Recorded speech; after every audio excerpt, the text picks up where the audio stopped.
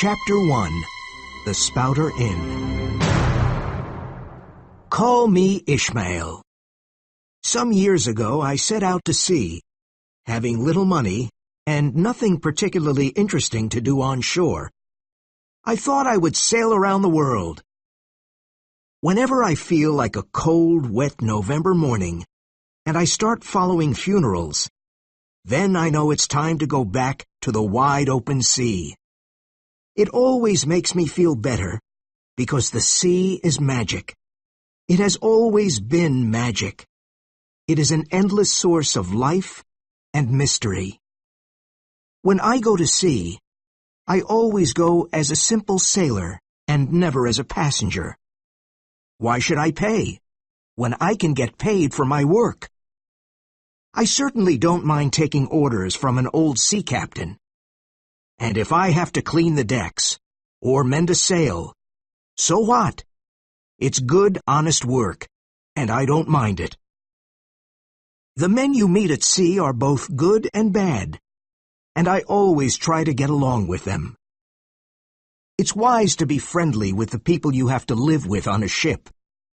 But the main reason I want to go to sea is the great whale. I want to be with those who hunt this mysterious monster. I put a shirt or two into my bag and left for New Bedford, Massachusetts. That's where you go to find a whaling ship. I didn't know much about the town, and it was late and cold when I arrived. I walked up and down the dark streets, looking for a place to stay. Finally, I saw a small light near the docks, and an old sign swinging back and forth in the cold wind of the night. The Spouter Inn, Peter Coffin. Coffin? What a name for an innkeeper! But it was a cold night, and I had nowhere else to go. The inn was a strange old place, and one part of it leaned to one side. I stood there looking at it for a while. Oh, stop worrying, I thought. You're going whaling soon, and that's a hard life. So I entered the Spouter Inn. It was a small, dark place, and the wind howled through the old building. The first thing I saw was an old painting of a ship in a storm, and a giant whale jumping out of the water. It was trying to destroy the ship. The other sailors in the inn sat at a long table, drinking and talking. I found the landlord, Peter Coffin, and asked him for a room. "Sorry," he said, "but there's nothing left. Every bed is taken. But if you don't mind sharing a bed with the harpooner, then you have a bed." "Who is he?" I asked nervously. "He's not here now," said the landlord. "But if you're going whaling, you had better get used to this sort of thing." "Well, all right," I replied. "I'll share a bed with any decent man." "Good," said the landlord. "You want some dinner? Just sit down and it'll be ready soon." I sat down in the cold inn and waited for dinner. There was no fire and no heat, just a few candles. The landlord said he couldn't afford wood. After dinner, I wanted to go to bed, but I was worried about the harpooner I didn't know. "What kind of man is this harpooner?" I asked the landlord. "Why isn't he here?" "Oh, he's out trying to sell his head." "What?" I said, thinking it was a joke. The landlord and the other sailors started laughing. "He's sold the other 4 already, and now he's trying to sell the 5th. Maybe he's a cannibal. I don't know, but he pays on time, and that's all I care about." I was very tired and not interested in nonsense. I just wanted to go to bed. So I went up to the harpooner's room, which was cold and dark. The man's things were all over the room. A huge harpoon, an old sailor's bag, and fish hooks. Who was this man? I got into bed and tried to sleep, but the mattress was terribly uncomfortable. I soon heard the door open and saw a huge man with a candle in one hand and a human head in the other. So this was the harpooner. The light of the candle lit up his face, and I was very surprised. I suddenly felt cold. I had never seen anyone like him before. His skin was a purplish yellow, and his face and body were covered with strange tattoos. There was no hair on his head, except for a single lock of black hair.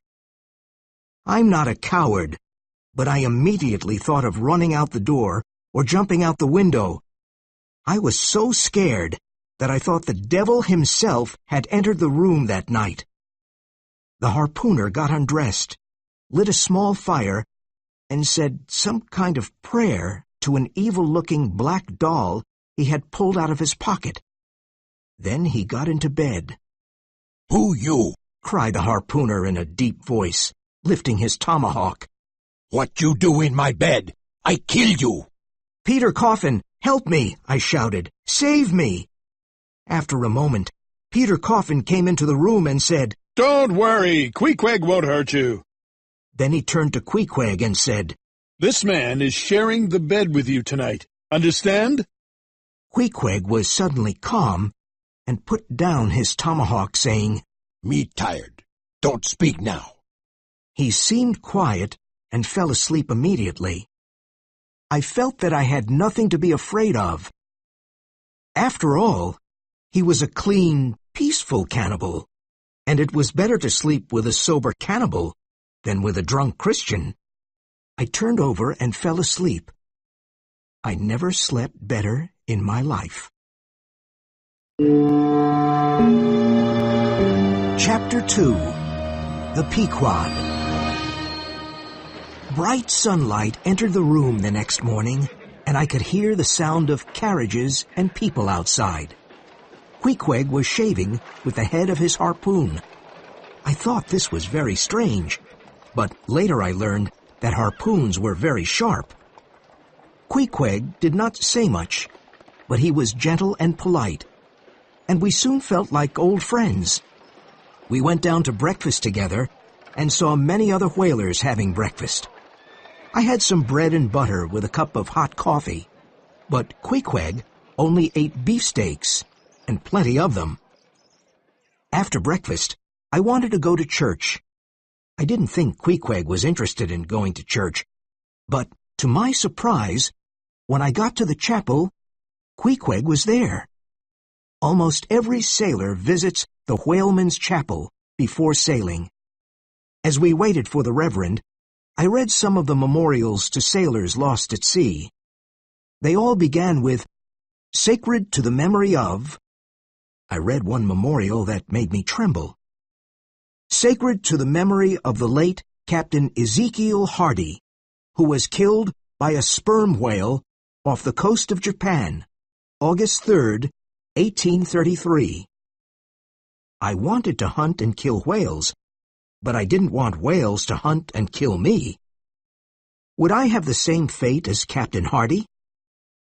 I was pleased to see the Reverend go to the pulpit. It was a strange pulpit because it was built like the bow of a ship, and the Reverend climbed up to it on a rope ladder. Father Mapple was the Reverend's name, and he was loved by all the whalers. He had been a whaler himself many years ago when he was younger. Today, his sermon was about Jonah, who was swallowed by a whale. Very appropriate, I thought, and frightening.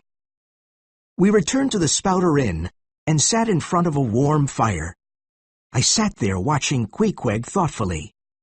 In spite of his strange color and tattooed face and body, he was a dignified, pleasant person. You can't hide a man's soul, and under all those tattoos, I could see a simple, honest heart and a kind soul.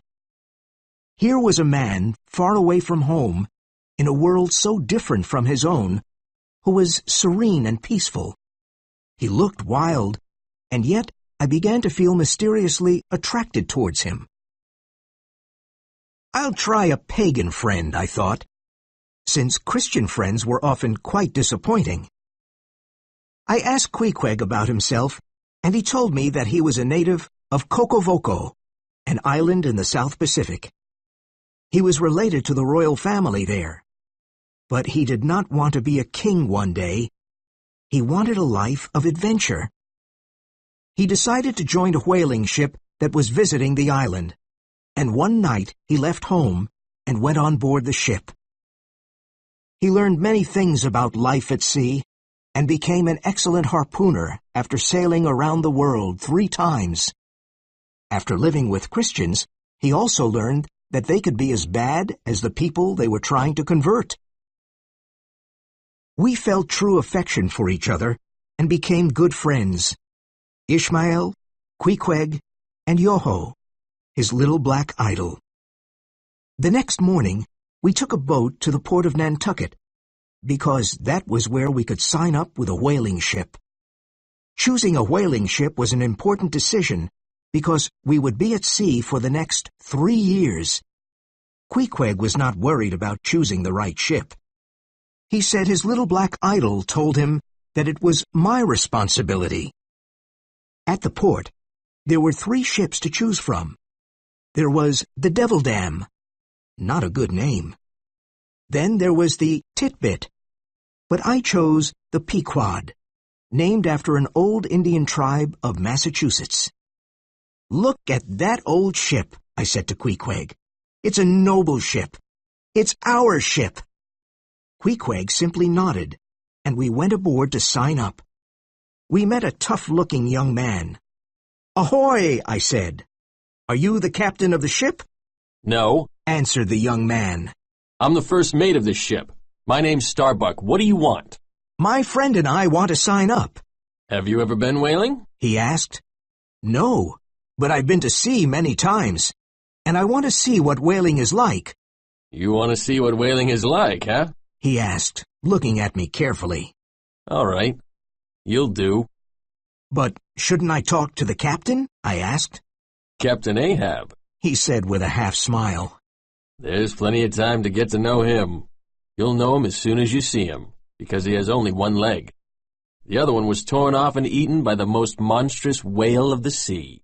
"What did that whale do?" I asked nervously. You heard me. He said. And it killed many men. "What's Captain Ahab like?" I asked. He's a strange man, but a good one, said the first mate. He doesn't speak much, but when he does, you'd better listen. "Yes, sir," I replied. "And what about my friend?" The first mate looked at him with doubtful eyes. He's a strange fellow. Looks like a pagan. "Things aren't always what they seem," I said. "I know him. He's a good, strong man." Then Queequeg took his harpoon and pointed to a small piece of wood floating in the sea. His strong arm threw the harpoon and hit it.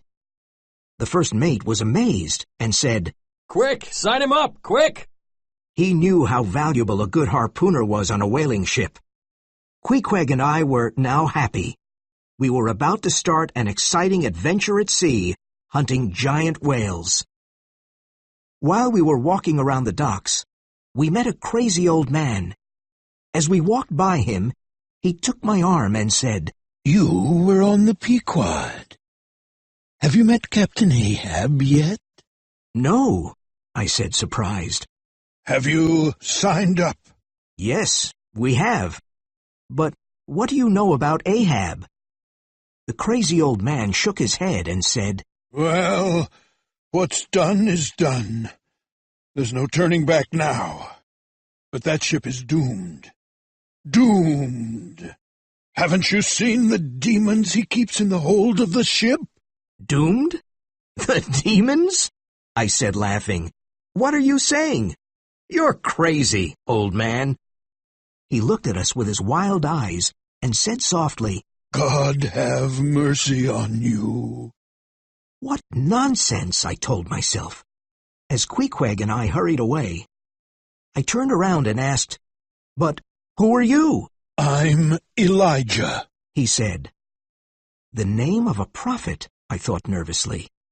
But I pushed the man and his prophecy out of my mind. This was going to be an exciting voyage, a chance to see the world and hunt whales. That old fool wasn't going to ruin things for me. Chapter 3. Captain Ahab. The Pequod was scheduled to sail on Christmas Day, and there was a lot of work to do before. We were getting ready for a 3-year voyage. There were supplies to load, beef, bread, and water, sails to mend, and decks to clean. Ships like the Pequod were not owned by one rich man or by the captain. They were owned by whole towns, by old sailors, widows, reverends, shopkeepers, school teachers. Each person owned a small part of the ship.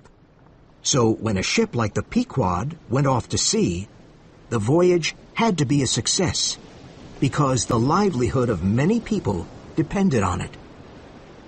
During these days, Pequod and I often visited the ship, and I always asked about Captain Ahab, but I never saw him. Starbuck, the first mate, said he was ill, but he was slowly getting better. We sailed from Nantucket on a cold Christmas morning, and I had still not seen the mysterious Captain Ahab.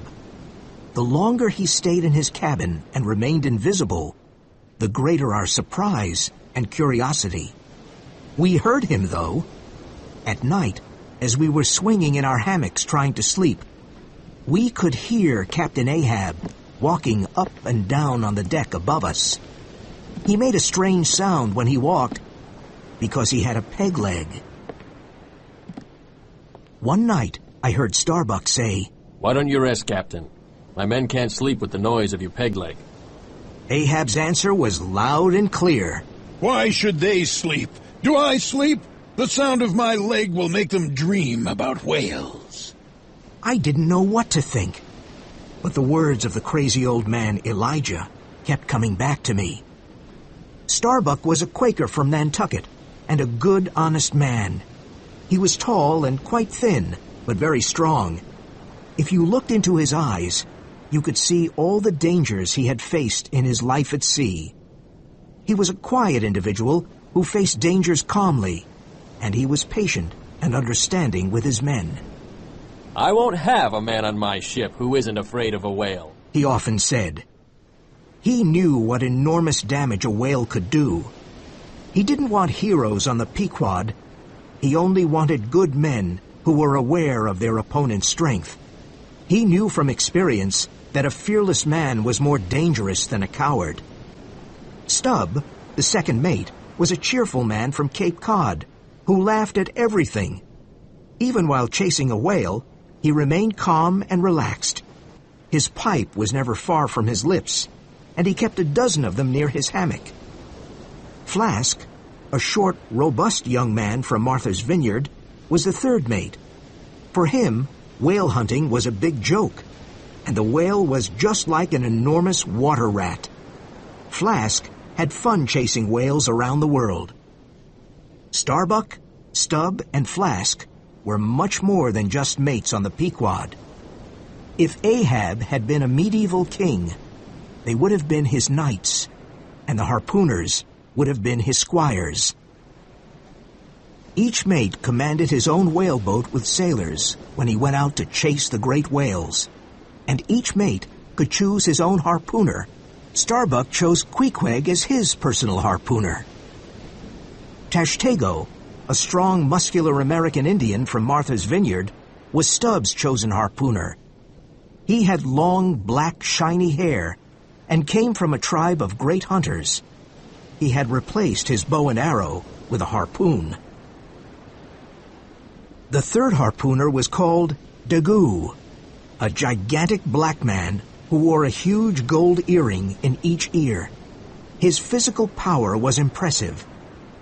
The other members of the crew came from all over the world, from the Azores, Greenland, the Shetland Islands, and Wales. And so we set off on Christmas morning, thinking about what would happen during this long 3-year voyage. I was proud to be on the Pequod with these brave whalers, and happy to be learning this honorable profession. Several days passed as we sailed through the icy dark waters of the North Atlantic. But we had not seen Captain Ahab yet.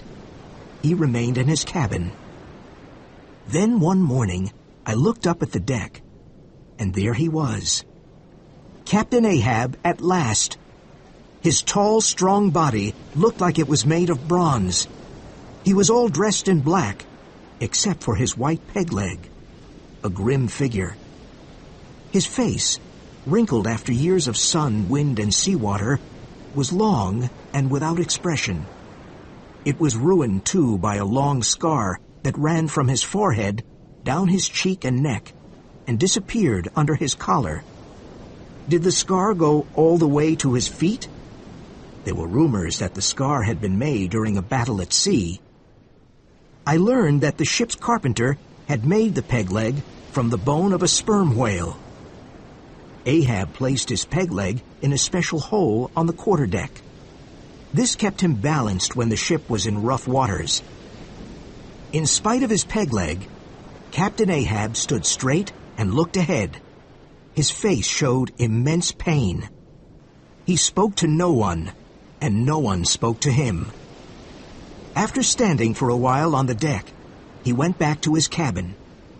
As the weather got better, and the ice and icebergs were behind us, we saw more and more of our captain. When we started sailing in tropical waters, the hard, icy expression on his face seemed to melt. Chapter 4. The Gold Coin. The days and nights passed, and we went about our business. One of my duties was to stay at the masthead and look out for whales. Our masthead was not closed like a nest. It was open, and in bad weather, it was difficult to stay there. One night, while I was on the masthead, I could see Ahab walking back and forth on the deck. He never seemed to sleep. He just walked. And that night, his peg leg made an awful noise. He seemed to be nervous and angry, and I wondered why. The next morning, I found out why. I heard Starbuck call, "All hands on deck!" and the crew rushed onto the deck, wondering what had happened. The moment I saw the captain, I knew something was wrong. The pain and anger in Ahab's heart were slowly coming out.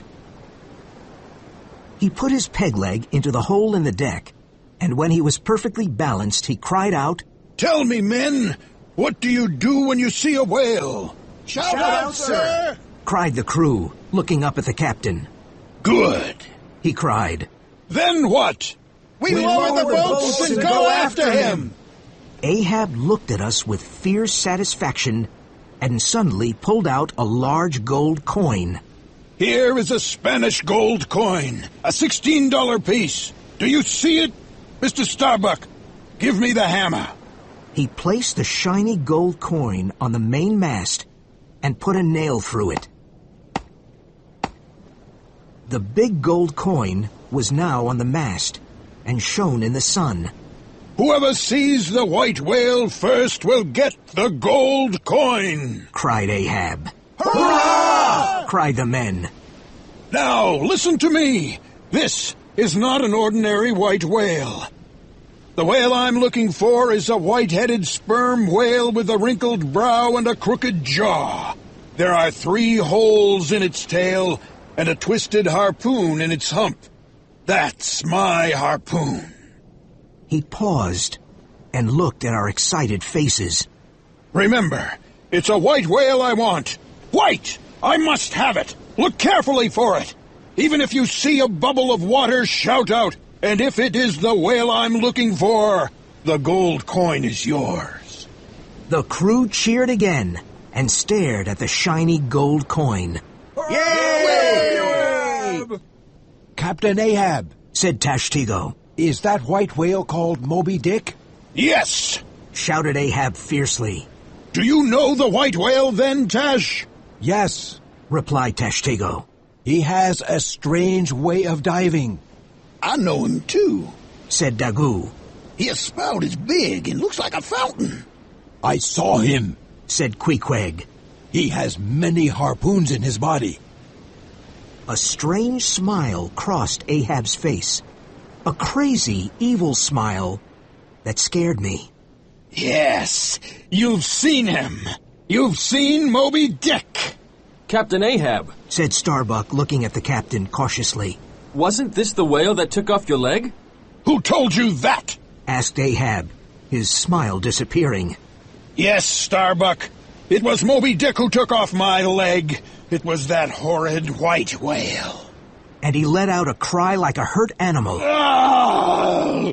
He lifted his long arms, looked up at the sky, and cried, I'll chase him around the Cape of Good Hope to Cape Horn. I'll follow him all over the seas of the world until he spouts black blood. Fire burned in his eyes, and he stared at each one of us. This is why you men are here. To chase Moby Dick all over the world and hunt him until he dies. Are you brave enough to do this? Are you with me? Yes, we are! Shouted the harpooners and the sailors, who were excited and ready to hunt the terrible beast.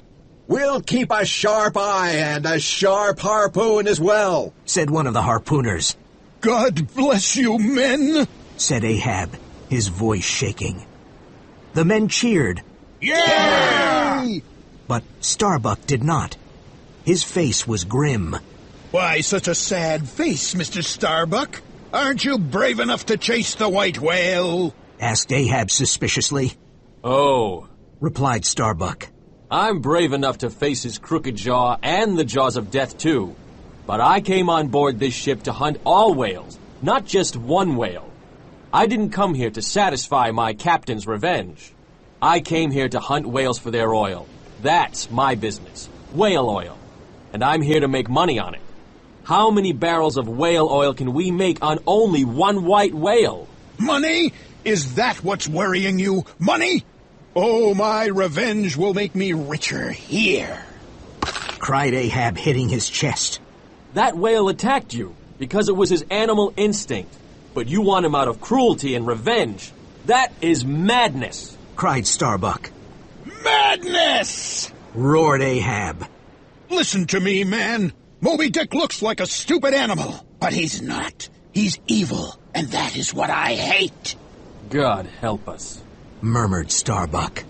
Moby Dick is in my mind every moment of the day. He's in my dreams. His existence insults me. I'd strike the sun if it insulted me. White is the color of evil. Ghosts, skeletons, masks, they're all white. Moby Dick's white, and he's evil. I'm like a man in prison, and he's the wall that I have to destroy to be free. The two men stood face to face, and Ahab knew he was stronger. He stepped back slowly and said, God help us all. The men of the Pequod were excited and enthusiastic, and felt that Ahab's mission was now their mission. Mates! Ahab cried out. Bring your harpoons to me and cross them. Starbuck, Stubb, and Flask brought their harpoons to cross them in front of Ahab. Now swear this. Death to Moby Dick. God hunt us all if we don't kill Moby Dick. Ahab then turned to the harpooners and said, Now, harpooners, use the heads of your harpoons as cups and drink to the death of Moby Dick. Before going to his cabin, Ahab turned back and said to all of us, Remember that you have all made a promise. I trembled at the thought of what had happened. Captain Ahab was madness itself, and we had sworn to his madness. I, Ishmael, was one of that crew, and my shouts had gone up with the rest. I had sworn too. Chapter 5. There She Blows. Ahab knew that as captain of the Pequod, he had another task which was not his personal revenge. He had to bring back whale oil, because that was the purpose of the voyage. That meant we had to kill other whales, not only Moby Dick. We all kept our eyes open for any whale, and the days passed slowly and easily. Then one day, as I was helping Queequeg make a mat, I heard Tashtego, who was high up on the masthead of the ship, cry, There she blows!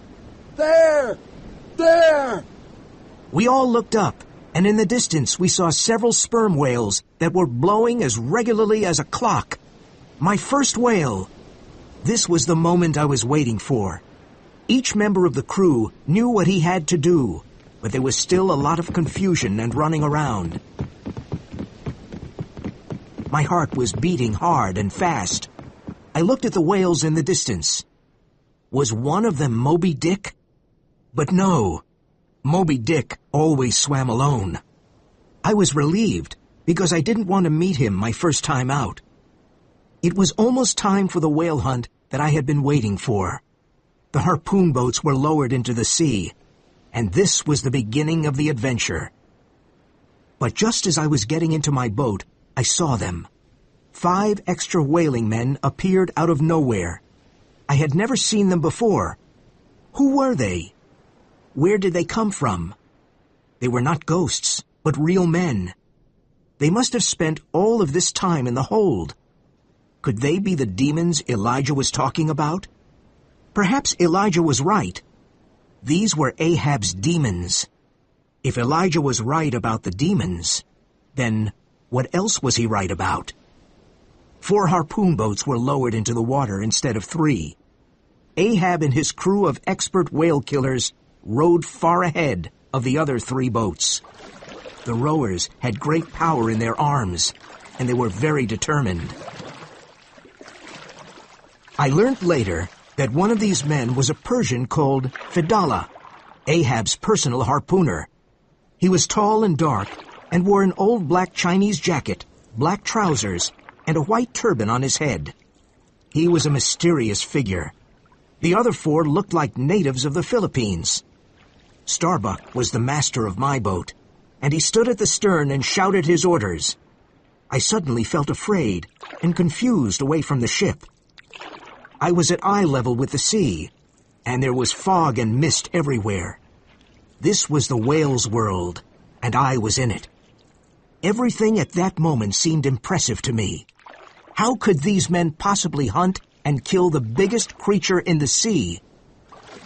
The 3 boats moved forward, and Starbuck, Stubb, and Flask were telling their men to row faster and faster. I was rowing as fast as I could, but I noticed that there was a lot of competition between the boats and the mates. And, of course, the Filipinos were far ahead of us.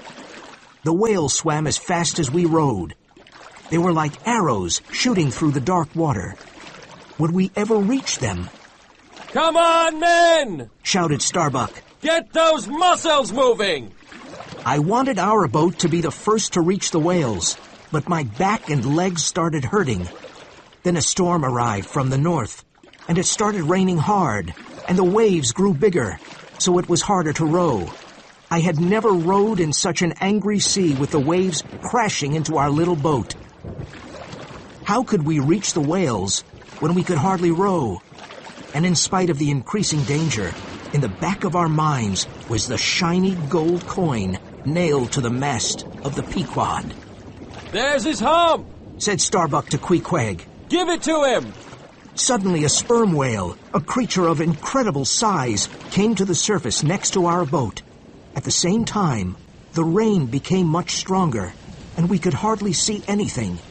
Queequeg bravely threw his harpoon at the whale, but his hand was wet with rain, and he missed it.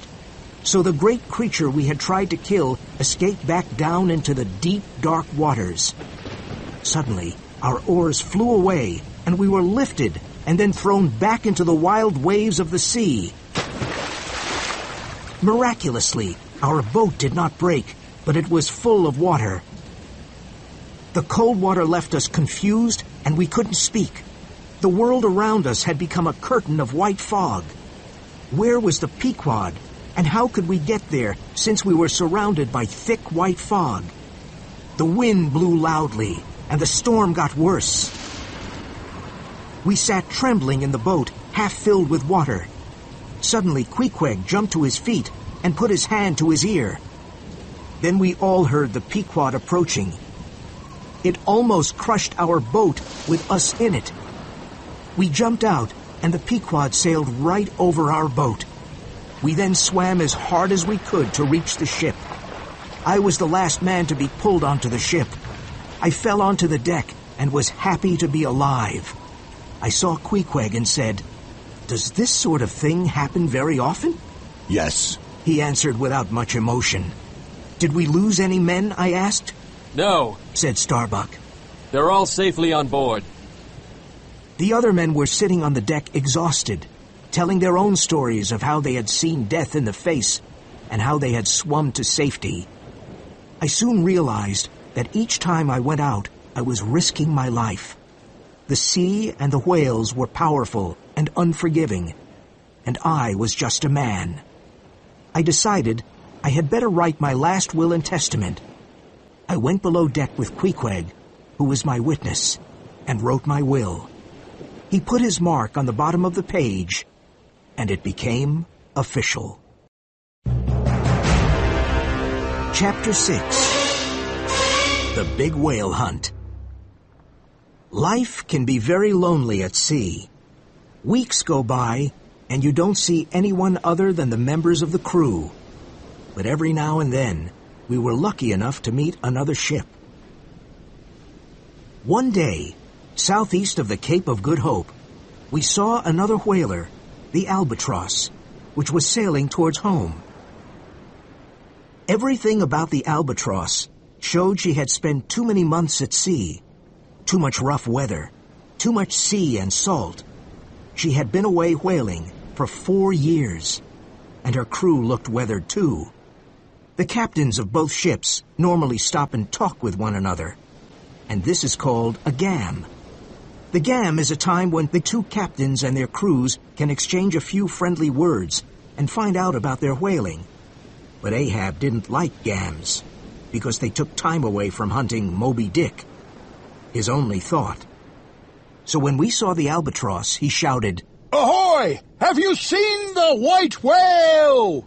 The captain of the other ship wanted to answer, but his trumpet fell into the sea, so that was the end of the gam. The crew was not happy about this, because the men needed to see and talk to other sailors.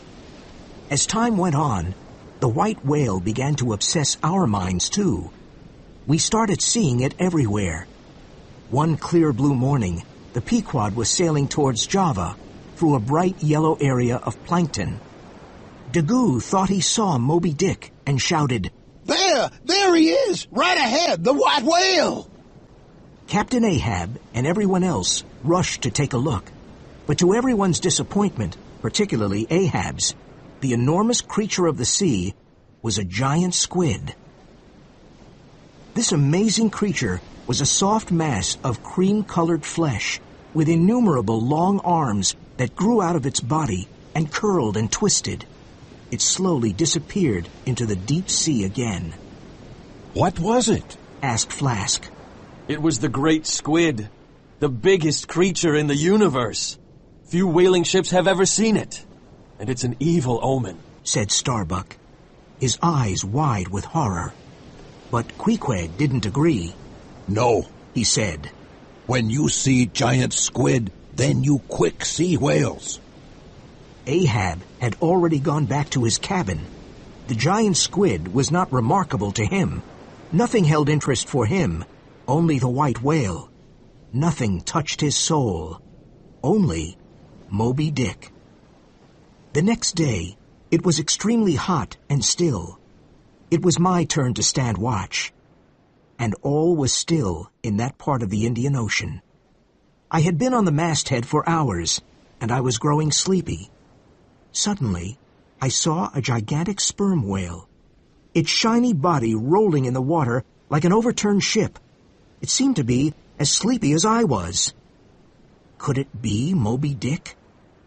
I observed it carefully. No, it wasn't white. It wasn't Moby Dick.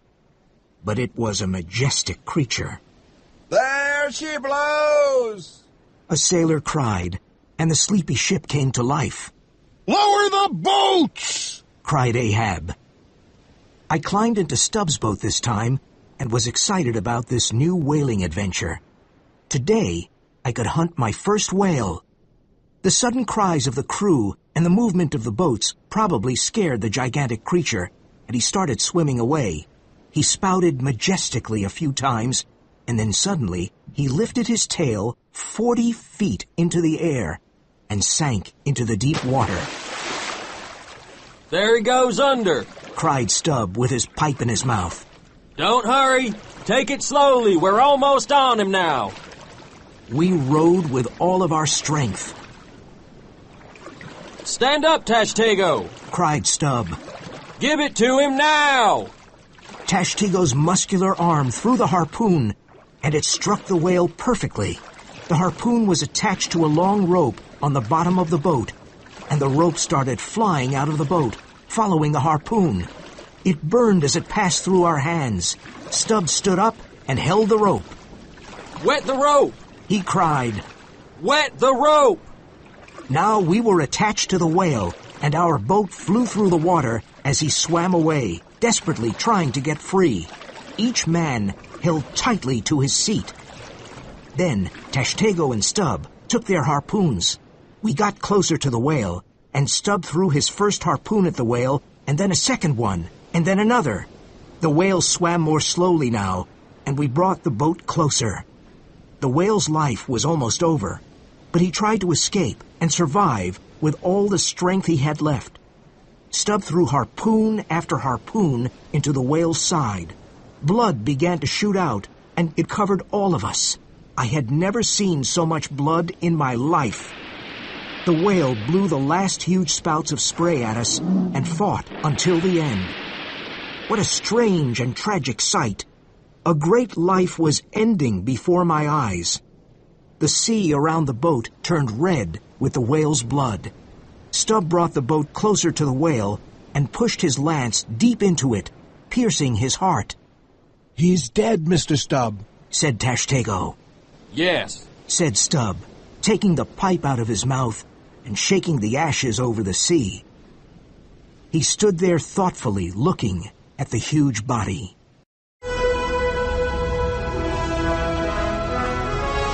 Chapter 7. Whale Oil. We had finally killed our first whale, but our work had just begun. Now we had to bring the huge corpse back to the Pequod and cut it up. 18 men pulled a whale with 3 small boats. The job was difficult and tiring. We worked hard for hours, but it never seemed to end. When it was dark, we were still pulling the dead body back to the boat. 3 lanterns hanging from the Pequod helped us find our way back to the ship. As soon as we reached it, Ahab looked at the whale with disappointment, because it was not Moby Dick. Tie him up for the night, he ordered angrily, and went back to his cabin. Is that all he can say? Said Stubb. Oh, who cares? This was a big day for me. And he laughed.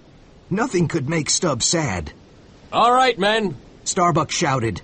Tie up the whale. We were exhausted after the whale hunt, but we did not stop to rest. We got the heavy chains and started working. First, we tied the head of the whale to the stern of the ship and the tail to the bow. The huge body now rested alongside the Pequod. Tomorrow we can begin cutting up the whale, said Stubb with satisfaction. That night, he had whale steak for dinner. After Stubb's dinner, Queequeg and another sailor went on deck and saw that sharks were beginning to eat the dead body of the whale. They were tearing violently at the whale's flesh. Blood flowed freely from the corpse. Put lanterns up over whale, said Queequeg to me. Light up water and whale. I immediately hung 3 lanterns on the ship. Their warm yellow light shone on the dead whale and the Red Sea. Dozens of hungry sharks attacked the corpse, and its blood attracted more sharks. It was a terrible spectacle. "They're eating our whale!" I cried. Queequeg and the other sailor were lowered on platforms on the side of the ship and started hitting the sharks with their harpoons. The 2 men attacked and killed many of the sharks, and finally the hungry creatures started eating each other. This went on for hours. The next morning was Sunday, the day to start cutting what was left of the whale after the shark attack. This was a new job for me, and I wanted to learn it. Every sailor became a butcher, and we started cutting up the whale to get the oil it contained, about 100 barrels. This, after all, was the purpose of our voyage. The whale's head was the first part to be cut off, and it was a very difficult job because the head was about 1/3 of the whale's body. Stubb was an expert at cutting whales. He used long, sharp tools and had to work about 10 feet above the whale. As he worked, the whale was still floating in the rough sea. He cut deep into the creature's body and through the spinal cord. When the head was cut off, it was tied to the stern of the ship for later use. We worked on the body of the whale next. We cut a small hole in its side and placed a big hook inside the hole. Then a deep line was cut into its flesh, and we started pulling on a rope as the whale rolled over and over in the sea. As the whale rolled, the blubber began to break away from its body. The blubber stuck to the body of the whale like orange rind sticks to an orange. And just like an orange rind, the blubber came off in big strips. As the blubber was peeled, the body was slowly lifted out of the water. In the end, there was just a bloody mass. A harpooner picked up a very sharp tool called a boarding sword and said, "Stay back," to all of us. Then he put his sword into the mass of blubber 3 times. He cut the blubber in 2 and brought it on the ship. We melted it down to oil, putting the precious liquid into barrels to take home. Now we had to work on the head, an important part of the whale. Inside the head of the sperm whale, there are hundreds of gallons of spermaceti. If a whaler is not skilled, he can lose this precious substance. Tashtego tied a thick rope around his waist and then lowered himself into the head of the whale. He started looking for the place where the spermaceti was. Tashtego lowered a bucket inside the head.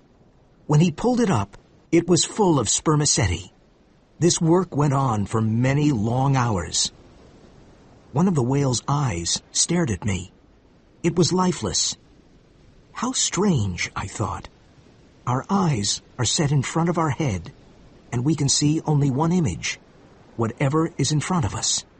The whale's eyes are set on both sides of its head, so that it can see 2 different images, one on each side of its head. But people see things only one way, their way. If we could see 2 images instead of one, then perhaps we could see 2 sides to everything. This was Ahab's great problem. His obsession came from the fact that he could only see Moby Dick in one way, as evil. Even though I hunted whales, and I had sworn to help Ahab hunt Moby Dick, I could not see whales in only one way. I could not see them as all bad. As I was thinking, Ahab came on deck and stood by me. He stared at the head of the whale and shook his head. "Oh, head," he said. "You've been to the bottom of all the oceans. You've seen the deepest mysteries of life. Why can't you tell me about them? Why?" When we had finished working on the whale, we removed the big hooks and chains, and the enormous body floated away from the ship and out to sea. Chapter 8. Pequod's Coffin. The months passed, and we continued hunting whales. Captain Ahab spent most of his time below the deck in his cabin. He studied his charts and maps and the movement of sperm whales. His obsession with Moby Dick filled his days and his nights. When Ahab came on deck, he walked noisily from bow to stern and often stopped to stare at the sea. He looked more and more angry. The whales we had caught and the barrels of oil we had stored meant nothing to him. Ahab often stood in front of the mast where the gold coin was nailed. It was still shiny. It was made of pure gold, and we felt it was sacred. It was from South America. On it were images of palm trees, alpacas, volcanoes, stars, and suns. It had a Spanish poetic quality.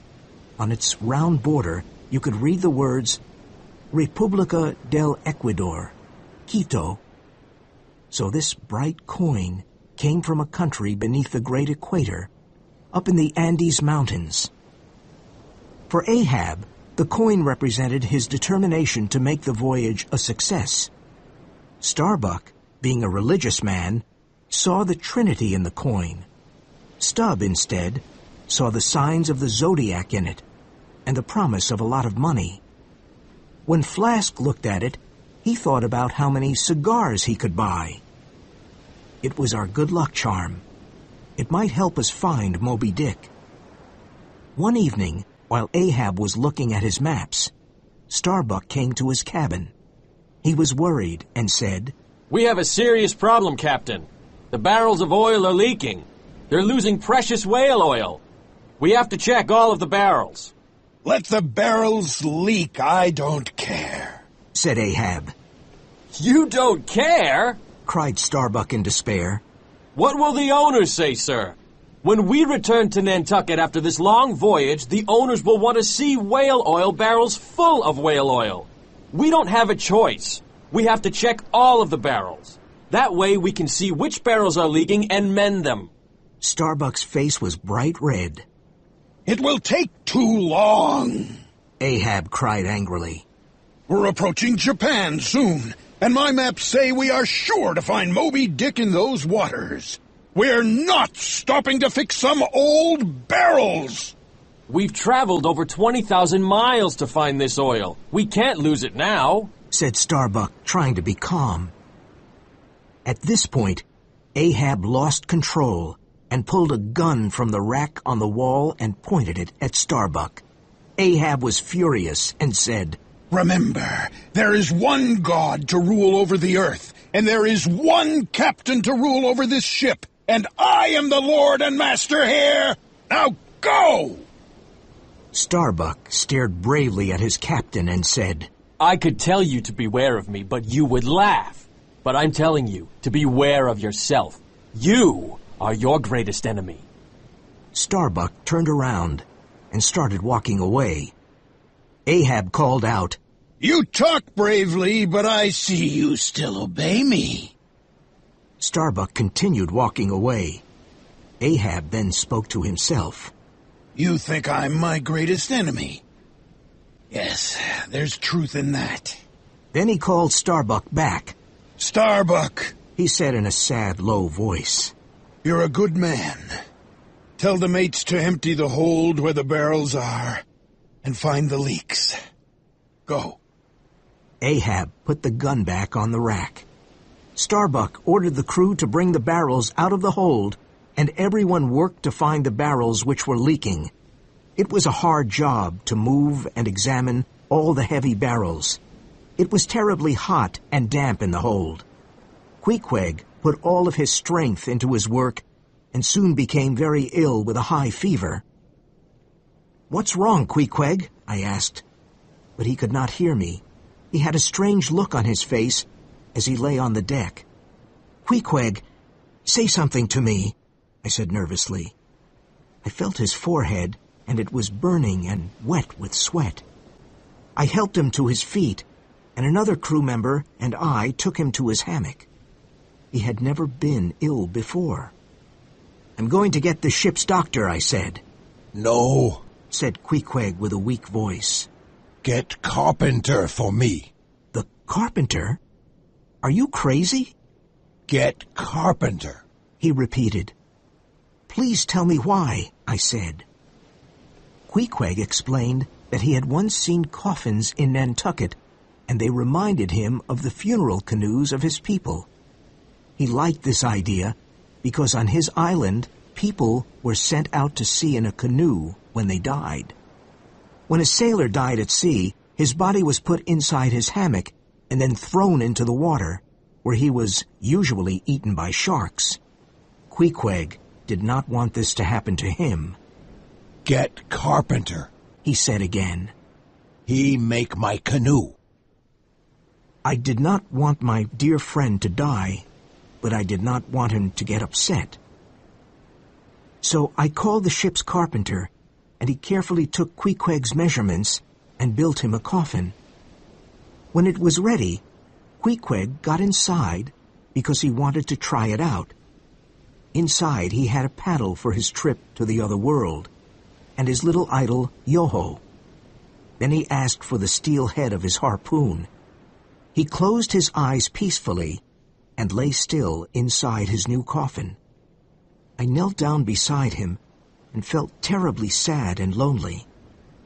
I thought about our wonderful friendship. I did not want it to end like this. How could Queequeg possibly die? He was the strongest man on the Pequod. He had saved many men from death.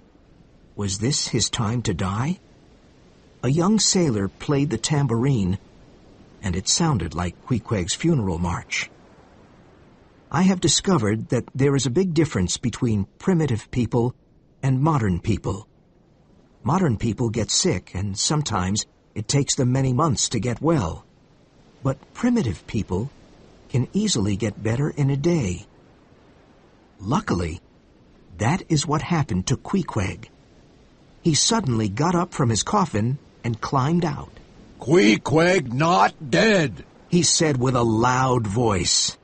"I remember something Queequeg not do. Queequeg die another day." He got better as quickly as he got sick, and we could not understand why.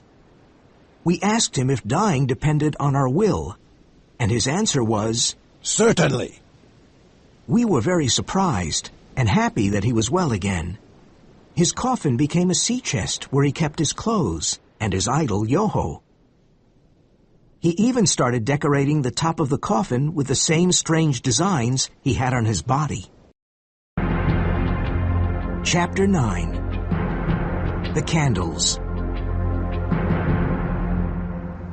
Our long voyage continued, and we were able to hunt many whales and fill more barrels with precious whale oil. But there still was no sign of Moby Dick. Whenever the Pequod met another whaling ship, Ahab's question was always the same. "Have you seen the white whale?" But none of the whaling ships had seen Moby Dick. "East!" Shouted Ahab. "We must sail east. He's there, in the Japanese Sea." We sailed east to the middle of the Japanese Sea, and the wind started blowing hard, and the sea became rough. Black clouds appeared on the eastern horizon, and that night there was the worst storm I had ever seen. The thunder and lightning never seemed to stop. The Pequod was in the middle of a terrible typhoon, and I didn't think we could survive. It rained violently, and the ship was thrown in every direction.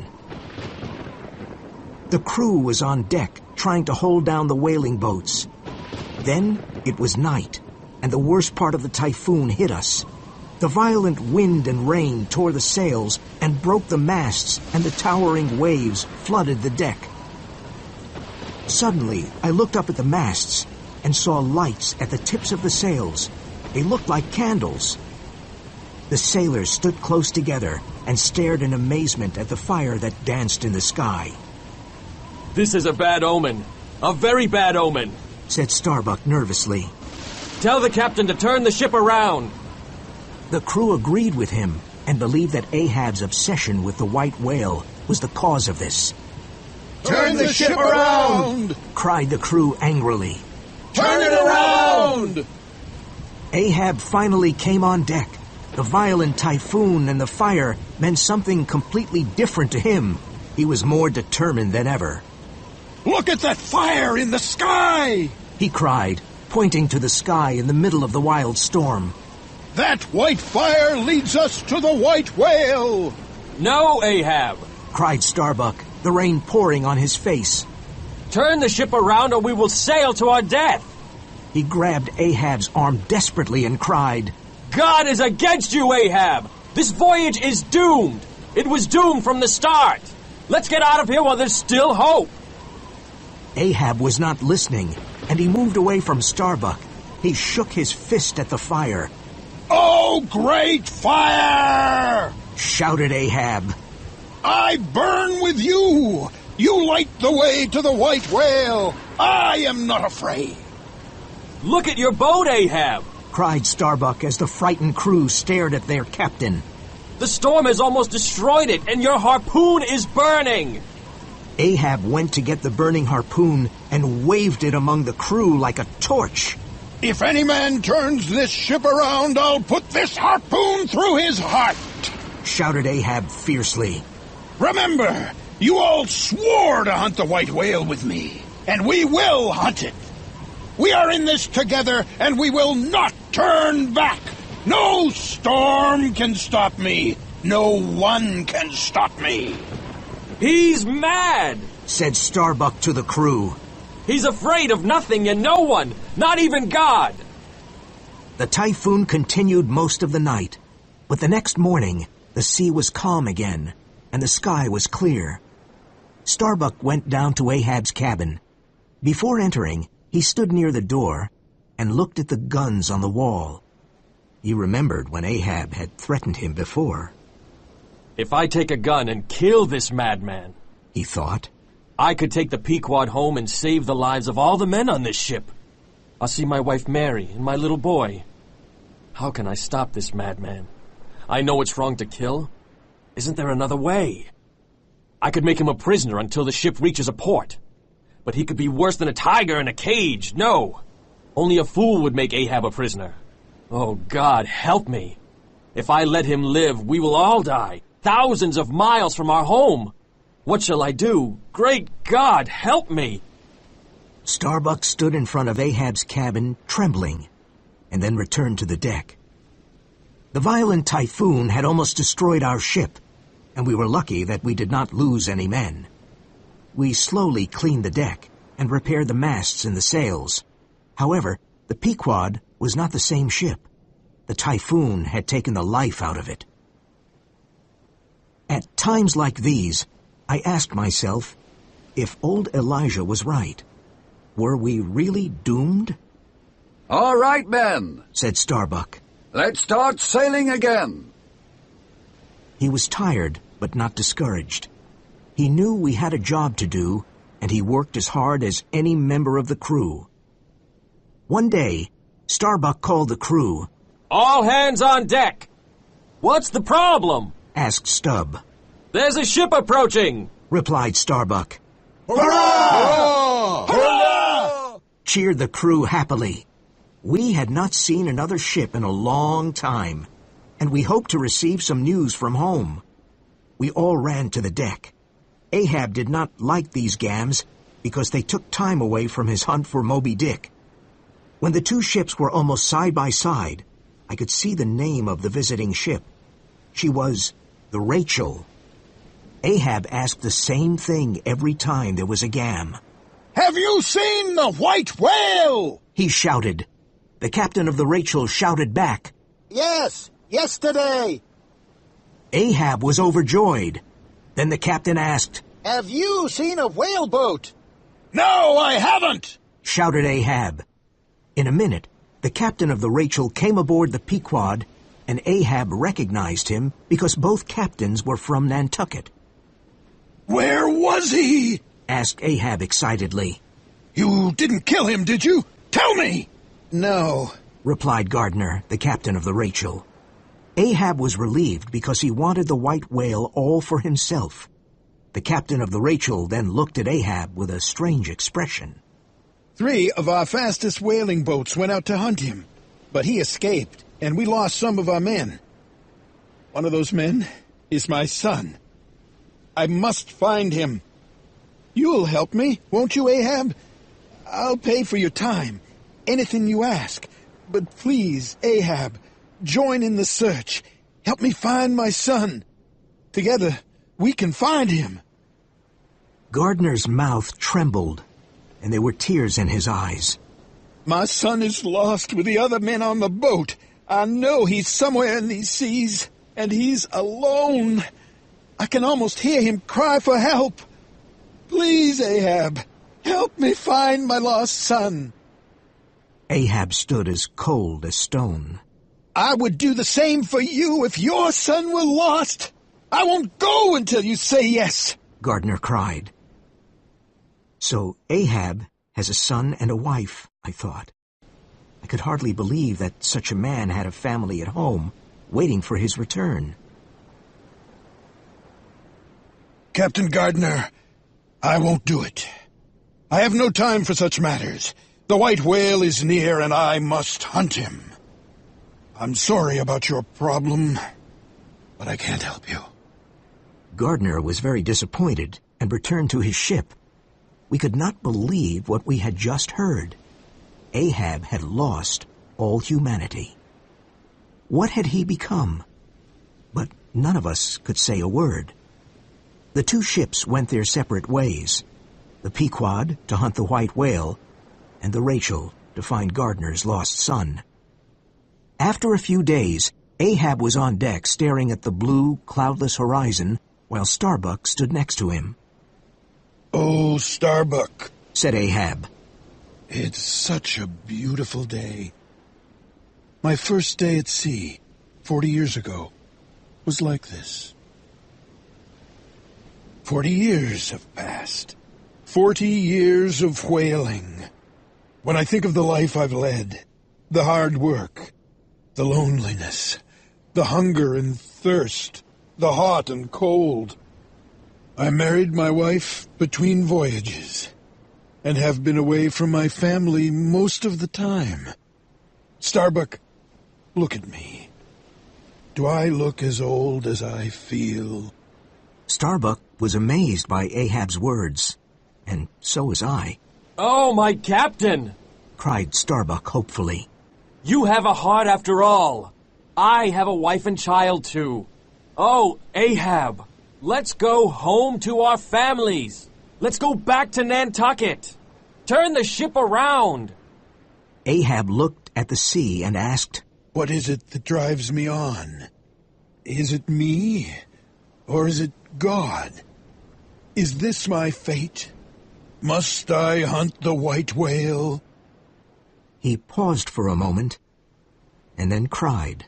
No! Ahab must go on. The white whale is my fate. Starbuck had lost all hope. Ahab was a victim of his madness. Chapter 10. Moby Dick. It was the night of the beautiful day, and Ahab was on deck, sniffing the sea air, trying to catch the smell of a whale. Suddenly, his eyes glowed like fire, and he cried, I'm going up to the masthead. I smell the white whale. The crew pulled him up in a kind of basket to the masthead, and then we heard a cry. There she blows! There she blows! A hump like a snowy hill! It's Moby Dick! The coin is mine! It was fate! None of you could see him, only I! Ahab had seen the white whale before anyone else, and the gold coin was his. But I saw him almost at the same instant that Captain Ahab did, and I cried out, said Tashtego. None of you saw it when I saw it! No! The gold coin is mine! Moby Dick is mine! Cried Ahab. Lower me quickly, Mr. Starbuck! Lower 3 boats! And lower mine too, Mr. Starbuck! I stared at the sea and couldn't believe what was happening. As the whale rose, we could all see every wrinkle on his huge white forehead, his crooked jaw, his mouth, and every twisted harpoon on his milk-white back. Ishmael, called Starbuck. Help us lower the boats. We lowered the boats, and we were in the water for the biggest hunt of our lives. Ahab was in his boat with his personal harpooner, Fedallah, and his crew of Filipinos. A flock of seagulls flew over the white giant as he swam joyfully in the green-blue sea. Was this gentle giant the killer of so many men? Perhaps he sensed the approaching danger because he suddenly disappeared deep into the sea. He's sounded! Shouted Ahab excitedly. But he'll come back, and when he does, I'll be ready for him! We all waited. The sea looked like glass, and nothing moved. An hour passed, and there was still no sign of the white whale. We continued waiting, but nothing happened. Ahab leaned over his boat and stared into the depths of the sea, and I did the same. I was sure we had lost the white giant because I could see nothing but blackness. But Ahab saw something, a small white spot deep in the water. He continued staring at it, and the white spot grew bigger. A huge, frightening shape was coming up from the depth of the ocean. It rose directly under Ahab's boat. We saw the huge mouth coming out of the sea like an open tomb. Moby Dick suddenly broke the surface of the water, and Ahab's boat was thrown into the air. Ahab lost his harpoon, and he and his men were thrown from the boat. Moby Dick began swimming around the broken boat as if he were playing an evil game. Ahab was cursing his enemy with the worst possible language as his peg leg pulled him down underwater. Stubbs' boat reached Ahab in time, and he jumped in and rescued Ahab. He pulled his exhausted captain on board his boat. Our boat took on some of the other crew members, while the others swam back to the ship. On the second day, we continued hunting Moby Dick, day and night, never stopping. There she blows! Was Ahab's cry from the masthead. It was the white whale. The boats were lowered, and when the men were close to the white giant, they threw their harpoons into him with all their strength and anger. Moby Dick fought fiercely, moving about violently in the water and making the harpoon ropes cross. Before the ropes could be cut free, he attacked the boats of Stubb and Flask, which crashed together violently. The crews were thrown into the sea. Ahab's boat tried to rescue the men, but Moby Dick smashed his white head against the bottom of Ahab's boat. The boat turned over, and Ahab and his men struggled out from under it. The great white whale seemed satisfied with the destruction he had caused and swam off. The Pequod sent a boat to rescue the crew and pick up the bent harpoons and broken oars. Fedallah had disappeared, and many men were hurt. Ahab's peg leg was broken, and only one sharp piece was left. No bones broken, I hope, sir? Said Stubb, worried. Even with broken bones, old Ahab is ready to fight the whale! The captain cried. No white whale, no man, no devil can touch old Ahab! Get the other boats ready, Mr. Starbuck! I'll circle the world 10 times, yes! And in the end, I'll kill him! The sun set, and through the long hours of the night, everyone was working on the new boats and the new harpoons, while the ship's carpenter was making Ahab a new leg. The morning of the third day was beautiful and calm. Ahab was up in the masthead again, but there was no sign of Moby Dick. Suddenly, we heard Ahab's voice. There she blows! On the horizon, a white iceberg rose out of the sea. It was Moby Dick. My legs felt weak with fear, but the rest of me was alive with excitement. On Starbuck's face, there was nothing but fear of what would happen. I could see the whale moving about violently in the water. He seemed to be warning us to stay away. But we did not stay away. Ahab was ready to hunt the white whale. Oh, Captain! Cried Starbuck. It's not too late to go back. Even now on the third day. Moby Dick doesn't want you. You want him. Lower the boat! Was Ahab's command. When his boat got close to the white whale, we saw a terrible sight. Fedallah's dead body tied to Moby Dick's side with the ropes of his own harpoon. When Ahab saw him, the harpoon dropped from his hand. Fedallah! He cried, I can see you again, and you have gone before me. Where's the whale? Has he gone down again? Moby Dick moved forward with all his strength. I will turn my body from the sun, Ahab shouted. I will give myself to you. You may destroy everything, but you will not conquer me. I will kill you with my hate. Ahab grabbed his harpoon and threw it into Moby Dick's white flesh with all his anger. But the rope that held the harpoon to the boat caught Ahab's neck. And as Moby Dick swam forward at great speed, the rope pulled Ahab out of the boat in an instant. Ahab was gone. Suddenly I cried out in panic. Moby Dick was swimming towards the Pequod. He wanted to destroy it with all his blind anger, and he did. He smashed into the ship's side, and the crew were sent to their deaths. Within seconds, the Pequod began to sink. But the white whale had not finished his work of destruction. The whale attacked the sinking ship again. Ahab and the Pequod went down to the great depths of the sea together. The waves rolled by as they had always done. Epilogue. The drama's done. I, Ishmael, was the only person who survived the last voyage of the Pequod. After the ship had sunk, Queequeg's coffin came to the surface, and it floated. I swam to the coffin and held on to it for a day and a night. It saved my life. The sharks and the seabirds did not bother me. On the second day, I saw a ship sailing towards me. It was the Rachel, whose captain was looking for his lost son, and found me instead.